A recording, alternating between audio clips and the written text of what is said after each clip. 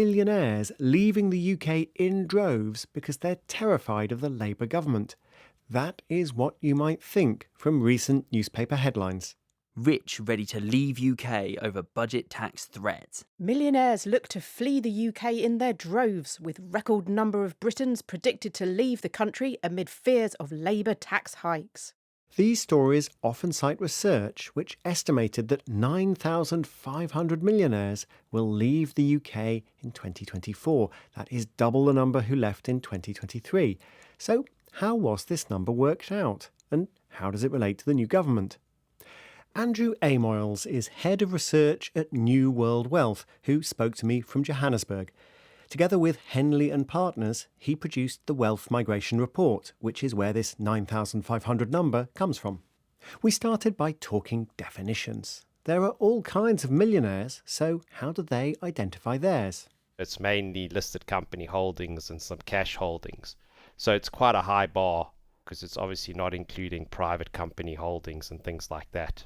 They're tracking people with investable wealth, so not including things such as pensions or the home you live in. And this is a global report, so for the sake of international comparison, they're talking about US dollar millionaires. That's about £750,000. On that definition, Andrew reckons that The UK is home to 602,000 millionaires. or just under 1% of the UK population. Out of this 600,000, New World Wealth estimate that 9,500 will leave the UK this year.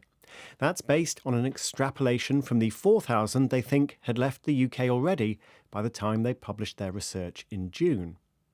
But how do they know who's leaving? We have a database of about 150,000 high net worths that we track. That's global. And then we basically track those people on platforms like LinkedIn and other business portals in terms of their city location and how it changes over time. The UK sample's quite big, so it's about, last time I checked, it was about 8,000. So it's quite big. Just like any survey, this one is based on measuring the behaviour of a sample of people and then extrapolating from that to the whole population. Of the 8,000 super rich people they track in the UK, something like 50 of them left the country between January and May, or more precisely, 50 more people left than arrived. But the validity of the result depends on whether the sample is representative of the whole population. In this case, are the millionaires in their database representative of millionaires in general? Most of the database, or I'd say between 20 and $100 million in assets. That would be the bulk of the database. So our data is skewed to the top end. So there'll be the billionaires and the centile millionaires with over 100 million. They'll be there. Whereas some of the people lower down, it's more difficult to know if they are a high net worth. But wait, aren't these super rich more easily able to skip off to Monaco or Dubai than your run-of-the-mill dollar millionaire? No, you're right, 100%. That would be an issue. Although I would argue that the super wealthy leaving was obviously the most important, because if you've got a banker at Goldman Sachs who's making, let's say, £500,000 a year and they leave, that has very little impact. Whereas if somebody with over 100 million who's got a business leaves, the impact's much greater. Sure, but the headlines are not about a few people controlling a huge amount of money are leaving. The headlines are about 9,000 millionaires leaving. So the headlines imply that there is some kind of representative sample and there's some kind of reasonable extrapolation. But based on what you've told me, I don't think you really can reasonably extrapolate, given the methods that you're describing. Well, how else would you do it? I mean, we've got a sample of 150,000 high net worths globally, and we're tracking them in terms of their movements. How else would you do it? How else would you work out where people are going, apart from the way we're doing it? Well, I think if you don't have a representative sample, you don't really have any basis to make the claim at all. Well, I would argue it is a representative sample, 150,000 people. That's a lot. Well, you just told us it wasn't representative. The sheer number of people doesn't make it representative. So you're saying that the 8,000 is not representative. 8,000 is not a big enough sample. It's irrelevant how big the sample is if it's not... Political polls are normally done on less than 1,000. So 8,000 is quite a big number.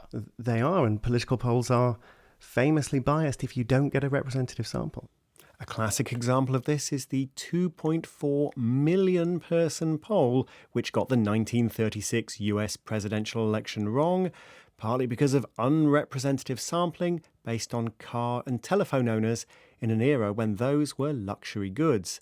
The pollsters spoke to the wrong 2.4 million people. Obviously, the billionaires would move slightly more, as you mentioned. But also, our figures are on the conservative side. I know what you guys are saying, but the true figure is probably much higher. Because remember, we're only tracking people that have actually changed their location on platforms. Regardless of whether these super wealthy people tell us much about the behaviour of your everyday millionaire next door, it is clear that some millionaires are moving. To work out why, the researchers spoke to intermediaries such as wealth managers. But this research was done before the general election. So the newspaper headlines are being rather speculative when they link this number of moving millionaires to fears over Labour's tax policies. We've always been clear that we never said that because we put out the report in June when I believe the Conservatives were still in power. Our thanks to Andrew Amoyles from New World Wealth. You're listening to More or Less.